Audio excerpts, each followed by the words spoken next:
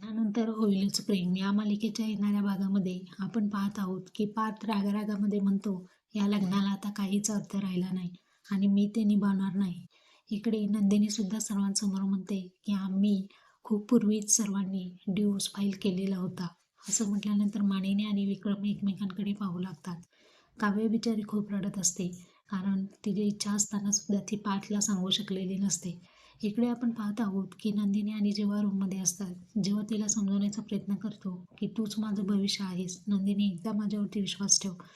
असं म्हटल्यानंतर नंदिनी खूप रागात असते.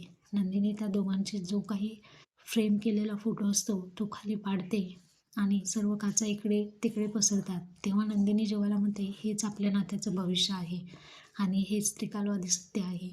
असं म्हटल्यानंतर जीवाला खूप वाईट वाटतं आणि रडत रडतच जीवा नंदिनीकडे पाहू लागतो. तर पुन्हा हे एकत्र येऊ शकतील का प्रेक्षकांनो? तुम्हाला काय वाटतं?